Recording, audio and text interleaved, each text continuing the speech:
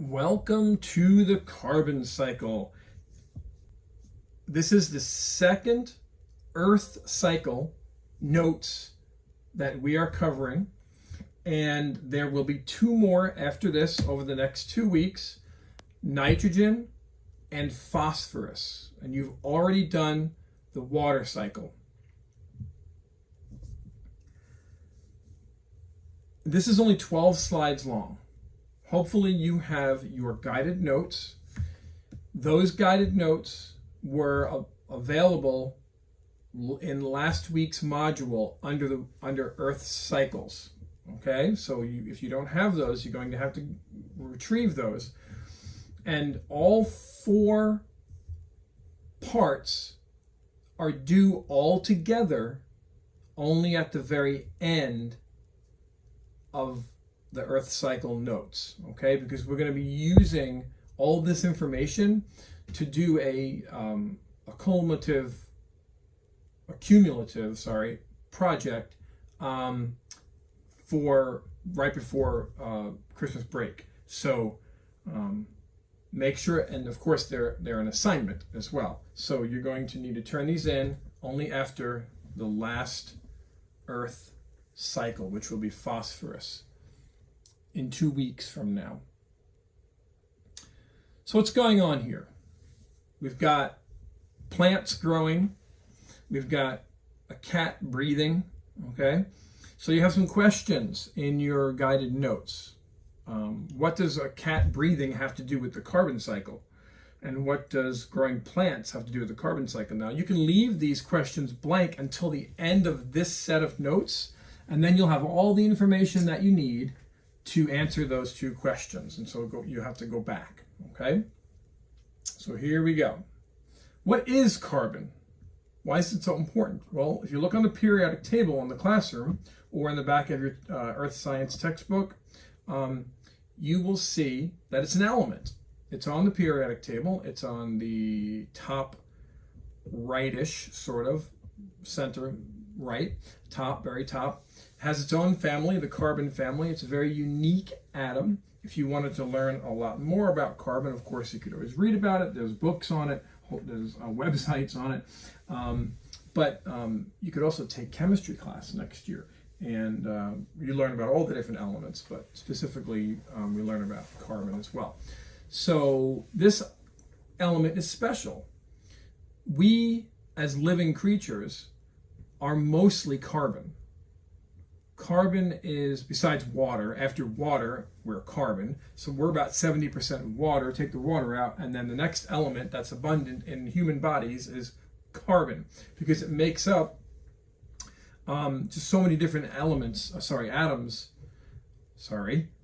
molecules, which are multiple atoms, right, in our bodies and in our cells and everything that we need for life. Carbon is kind of like the backbone, okay? Carbon has 4 bonding sites, which makes it very capable of bonding to other things, other elements. So it can make a whole variety of different kinds of chemicals. And those chemicals, again, are the basis for life. And in this notes portion of the carbon cycle, they are obviously the basis for the carbon cycle, because they make up carbon dioxide. And we're going to see why carbon dioxide is so important in the cycle. So it's only part of it, but it's very important. So again, all life on Earth is made up of carbon. It makes up what we call biomass. So biomass, if you look at the diagram here, you've got animals, of course. This is just one example. Plants, both in agriculture and nature. This is just an agricultural example. And then you've got organic residue, which essentially is poop. If you take all of that material in a living, in a certain area, an environment where things live, that's called biomass, okay? Now, of course, also found in these areas are rocks and water, like oceans and lakes and rivers and streams, and the aquifer, which we learned about already, and the atmosphere, right? So carbon is also found in all of those things as well. We know that carbon is in limestone, and it's in the air in the form of carbon dioxide. It's in the oceans dissolved, and it's also it's everywhere. It's even in the lead in the pencil that you're writing with perhaps right now. But it's not really lead. It's actually a form of carbon called graphite. So there's no lead in your pencil. Lead is an actual toxic element, which you probably wouldn't want to have on your fingers all day long. So there are different portions of the carbon cycle that we're going to talk about. The first one is the inner carbon cycle, and this is what takes place inside living organisms. So even though plants don't have lungs, they breathe. They pull in gas from the atmosphere through these tiny holes in their leaves. If you've taken biology class, you know those leaves are called stomates or stomata.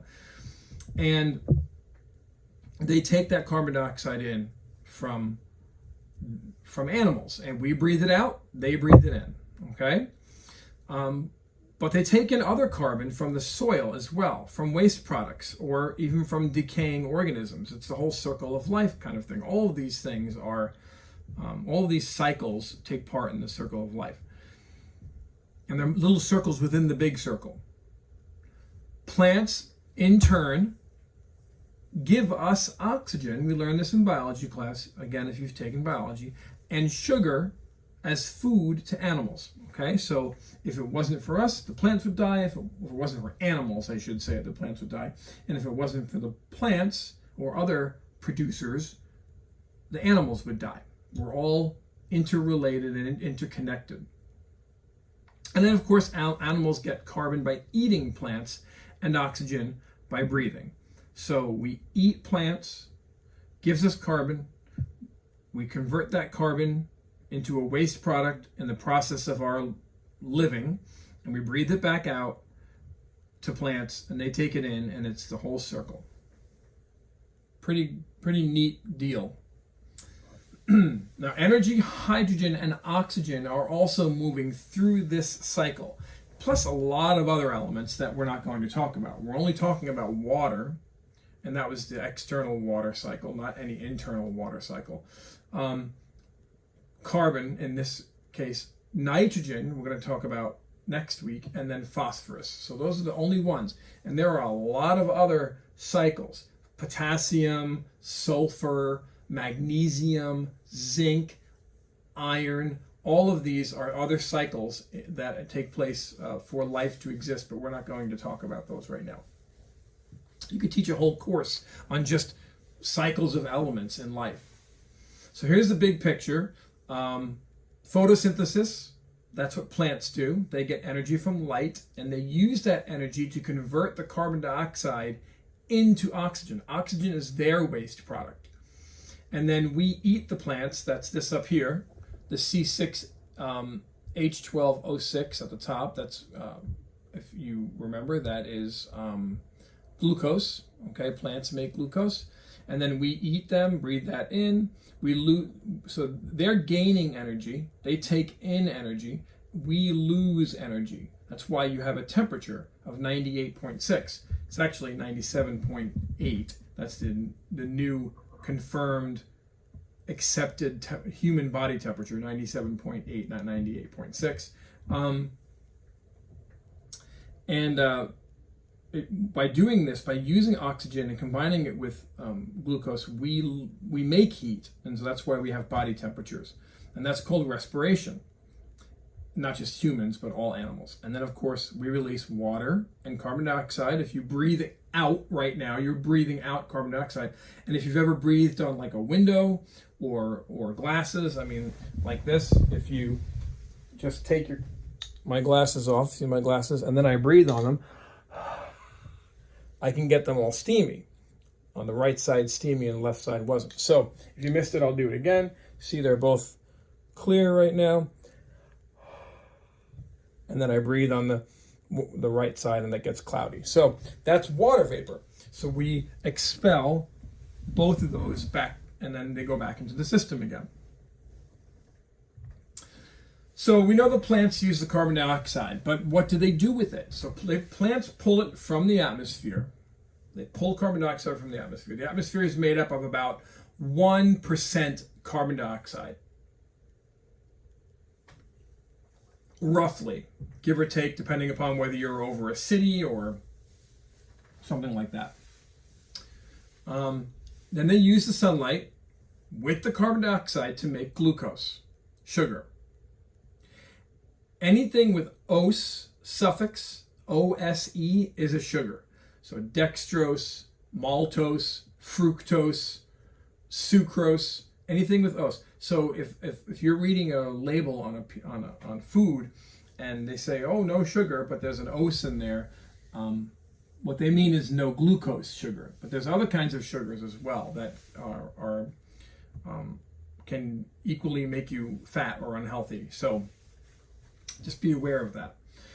And that whole process we know is called photosynthesis. Photo means light, synthesis means to make. So they're making food, glucose, from light, right? So part of that glucose can be used by the plant as food. So the plant is making its own food from light and carbon dioxide. But it also uses it to make its body grow. Just like we use our food to make our bodies grow, plants do the same thing. So all the plants you see that are stiff and standing up straight, like trees and other plants, the reason that they can do that is because they have wood. They have cellulose. Cellulose makes wood. And cellulose is a whole bunch of glucoses stuck together in a very long chain. We can't digest cellulose. You can't take a piece of paper and crumple it up and eat it. I mean, physically you could, but you will not be able to digest it. That's pretty much what poop is. Poop is feces, is undigestible cellulose from your food, mainly. That's why you're supposed to have a lot of fiber in your diet so that you can have regular poops, okay? Not to get gross, but that's life. It's part of life. Think of an animal, think of something that you know that can eat wood. Right now, take a moment to think about something. And maybe some of you are thinking of termites. Termites definitely eat wood, especially here in Florida. Maybe some of you have had your houses tented to kill the termites. But termites can only eat cellulose. They can only break it down, those long chains of glucose molecules, because they have a special bacteria in their gut. We don't have that bacteria, so we can't eat cellulose. We can't break down those long chains. So any carbon that the plants don't use for food or use to make their bodies out of, the rest of it is given off as carbon dioxide from cellular respiration. Wait a minute, Mr. Keene, you said that humans, animals, go through cellular respiration and plants go through photosynthesis. Well, not when the sun goes down. When the sun goes down and the plants stop photosynthesizing, they start going through cellular respiration. They use the food that they made in photosynthesis and they break it down and release carbon dioxide at night. So plants go through both photosynthesis and cellular respiration depending upon what time of day it is. People don't do that, of course. We don't reverse ourselves and go through photosynthesis at night. Well, there is no light at night, so that wouldn't make any sense. But plants do. And then, and to gross you out even more, animals eat plants. We know that, right? Some animals eat more plants than others. The two animals you see here, one is ingesting and one is digesting, right? Okay, so or the beginning and the end, right? So that's a rhinoceros on the right and a moose on the left. They're eating the plants, they're taking in the carbon. Some of it becomes part of our own bodies, but then we generate carbon dioxide from the process called cellular respiration. That's the breaking down of glucose, and we exhale it back into the atmosphere. And then, of course, some of the carbon comes out as poop. It's excreted out as poop. And of course, animals eat animals, right? Not all animals, but some animals, carnivores, consumers that are specifically carnivores. When organisms eat animals, they take in some of that animal's carbon, and it becomes part of their own bodies. And then, of course, they use that also to generate carbon dioxide from cellular respiration, the breaking down of glucose, and they exhale it into the atmosphere, just as if an herbivore would do, like a moose or a rhinoceros. And then, of course, the whole circle of life, everything has to die. Plants and animals both die, and when they do, most of their bodies are decomposed, and the carbon atoms that were that body are returned to the atmosphere. Some is not decomposed fully, and it ends up as a deposit of carbon underground.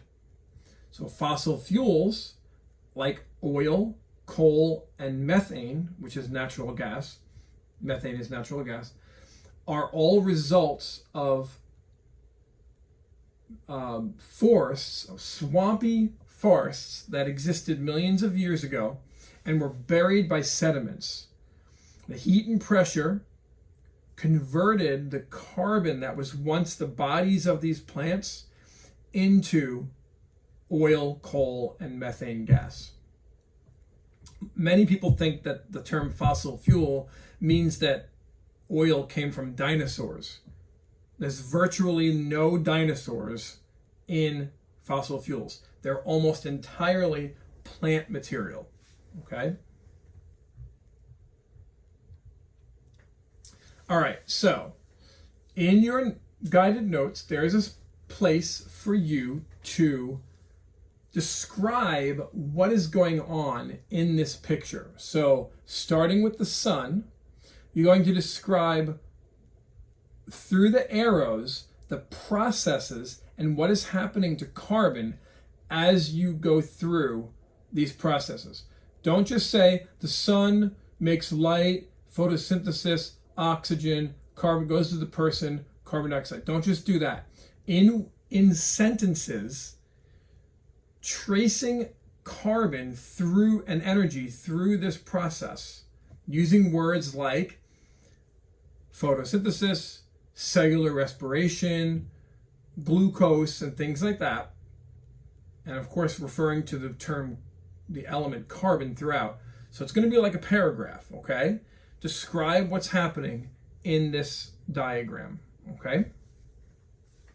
And then you're probably going to have to go back and do that afterwards. But here's a final model of the carbon cycle. So just another way to look at it, very simplified version with the blue going from plants to animals, and then the red going from animals to plants. And this is only the atmospheric cycle, okay? This is not the part that takes place in the bodies themselves or in the ground, okay? And then the final slide is this one where you have to just match these words up top to the 8 fill-ins below, okay? So for example, the first one, plants use carbon dioxide in the process of photosynthesis, right? To make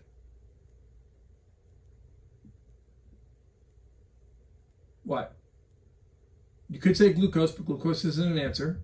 So sugar, anything with os is a sugar, right? And oxygen, okay. So I did the first one for you, and you just cross off you know how to do a word fill-ins, okay, with a word bank. So quick notes today, only 20 minutes, and then you're going to, after this, follow through with the next assignment if it is available to you today on Canvas. Remember, if you have any questions, be sure to text me on Remind. That's the fastest way to get answers. Or inbox me on Canvas. But I don't check that often. I may check that like once a school day, okay?